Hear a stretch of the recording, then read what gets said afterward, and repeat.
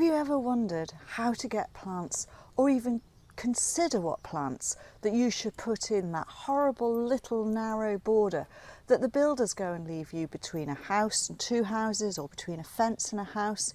I call that the coffin border. Hello, I'm Rosy Hardy. This is Rosy Hardy Gardening. So there are sometimes areas, especially on new builds, where the builders think, oh, we'll just put a little border in here, and they make it between a foot and 18 inches wide, so that is 30 centimetres and 45 centimetres wide. Well, that's enough room for one plant, really. And then they make it along this narrow bit. It's a pathway down to, say, your back garden or to your garage or something like that. And it's either against a really high hedge, or it's your neighbour's wall or your own wall. And what have they done with it? They've literally just edged it off, left all the footings and everything else in there, and filled it up with a little bit of moderate topsoil, so that you end up with something that is probably no more than 6 inches actually deep of any good type of soil. And what do? Do you go planting straight in there, or do you revitalise it?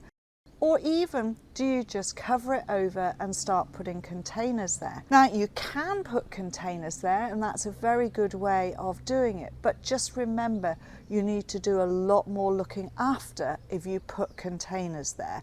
Nothing wrong with it, that's absolutely fine, and if you've got the time to look after them, then that will work.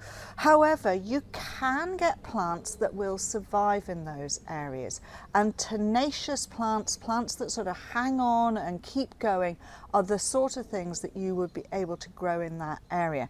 Now, the plant material that I've got today, I have decided is for an area and a border like that, which is very narrow. It's going up through, it gets no direct sunlight. So although it seems shady, it's not, it's got light, but it has no direct sunlight. So anything that likes a shady spot to start off with is going to be where you're looking at. Then things which don't have too much of a deep root run, because again, there's not going to be a long way for them to be able to get down. And I would suggest, if you're going to start on one of these borders, I would actually dig out what the builders have put in to start off with. See how much of the rubble you can get out that is underneath, because a lot of the lime mortar and everything else that they may have put in the bottom and then covered it over may not be very good for your plants. So try and get out as much of that as possible, and then put in some more good, well-rotted manure and stuff like that, and then put the topsoil back in, mix it all together, and you end up with something that will be moderate for the plants to be able to grow in. Not saying it's an ideal situation, but anywhere that you can green up, anywhere you can put in living plants, will enhance the environment that you are in. And then you've got to look at the spacing, and basically with that amount of space, you're going to be using ones of things, unless you want the whole thing or one variety of plants. Absolutely fine, and that's perfectly possible. You could just literally go ferns all the way down. Now, I haven't chosen ferns, I've chosen herbaceous perennials that will grow in really poor soil and in shady areas, and this is basically what you are looking for. So how do you know what to get, and what is the selection that you require? Well, basically anything that has a shoot, has a smaller root run, tends to be on the alpine side, so that is where you will probably be looking for plant material, but there's plenty of other things that you can put in. So for my idea, I wanted a bit of colour, I wanted a bit of leaf texture. I've gone for a sedum, and this sedum here is a really beautiful plant. This is Sedum aizoon. It's Sedum Euphorbia aizoon, so this has stayed as a sedum. Beautiful red stems on here, lovely succulent foliage, and then it flowers yellow, which will show up in a darker spot. Now, this is a woodlander, so it will be perfectly happy. I've placed that at the end, so it doesn't really matter whether it's when you're walking down, you'll see a bit of yellow, it draws your eye down. Then there's a carpeting Campanula, and this is Campanula poscharskyana. Now poscharskyana creates a nice clump and then puts on masses of these blue flowers, and again it is happy in a shallow soil, it doesn't need too much water, and it will flower for a good period. So that could go down in the front here like so.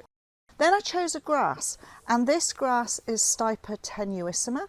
Stipa tenuissima is a cedar, a self-cedar, so the actual plant will only last for maybe 2-3 years, looking quite good, and then its little seedlings will come up.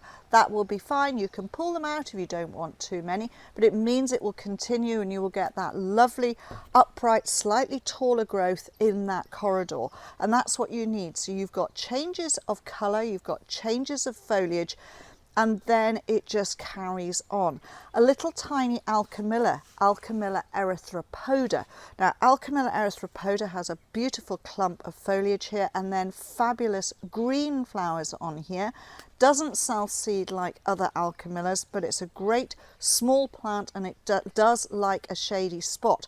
So that is ideal in the front. So you can see we've got changes of actual the way plants are growing. You've got your grass here, you've got flat round, you've got blue, you've got yellow, all changing through. And then no border, wherever it is, would be without a hardy geranium. And in this case, I have chosen Thomson. Thomson stays as a clump. She doesn't mind where she is, but she has arms that wander around, which means that sometimes you'll see her flowers somewhere out here or here and out there, which is great. So dots and dots of beautiful cerise pink coming out and a really good foliage cover. Then if you're wanting a nice foliage mound, you couldn't go far wrong than a Brunnera. This one is Brunnera Alexander's Great, and it has beautiful foliage which will get big. It will make a lovely mound here. Hairy leaves, it will cope with the drier conditions, it will cope with the shade, and it will just make a good plant here. Then there's an Epimedium. Epimediums are great for shade. So this particular Epimedium is Epimedium rubrum. It has a red flower, and then this time of the year, coming through into the summer, it's got gorgeous green leaves with the new leaves coming through this lovely red tint, and that will keep its foliage semi-evergreen. So you're going to have interest in this border right the way through as well. And then something tall, and I've put this near the front of the actual bib because it's going to make a slightly bigger clump, and this is a Thalictrum. This is Thalictrum minus Adiantifolium. Minus Adiantifolium has wonderful foliage, beautiful cut leaf foliage, and then this flower spike that goes up, which is very, very dainty, and it will fit into the space because it's not going to go sideways, it's always going to be upright. So a little bit of height down this corridor and that will be fine. I've only put this lot into about 35 centimetres of space, and they would all fill it up really quite nicely. And then the last one I've got in the back here can be a little bit of a thug, and this one is Euphorbia cyparissias. Euphorbia cyparissias will creep around and it will wander its way through everything. If you don't want it wandering, just pull out the runners, absolutely no problem. It's a low grower, it has bright yellow flowers to start off with, and then it goes these wonderful colours as it's going over, and that can just sit in the corner in the worst bit of the soil that you've got, because that will cope perfectly well. So all of these are going to fill up the border and look really, really great. You know, you've just got to look for those plants which are perhaps slightly lower but will give you colour, and the answer to this is you've got red tones here, you've got red tones here, you've got blue here, you've got blue here, yellow, yellow, yellow, a little bit of yellow up there, you've got pink in the middle here and a little bit of red flower here. So all of that is going to give you a continuity. You've got a wonderful mixture even with this, and I've only got 9 plants in here. You have got a beautiful array of heights and sizes, leaf shape contrasts, and the more you can get contrasts in a smaller area, the better that will look. So this coffin border will actually look really good.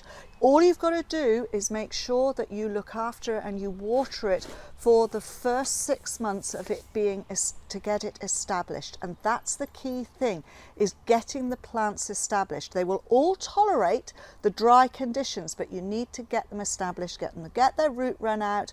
Just give them a little bit of TLC in that first 6 months and it will be absolutely fine. So what we're looking at really is a nice little mix here, and if you had something longer you could put bigger bunches of these in here, or you could start repeating it. You know, if the border is a lot longer, you put in 3s of these, or you put in 1 and then you put 3 of something else, and then that 1 you put 1 in and you start again, and that way you repeat it down the length. Hopefully this will give you some good ideas and not be distraught about having those horrible little borders and what on earth do you do with them. Don't just cover them over, put something green in there, even if you do decide it's containers. Thank you very much for watching, and please do subscribe to the channel. If you want to watch another video of mine, YouTube thinks this one is perfect for you.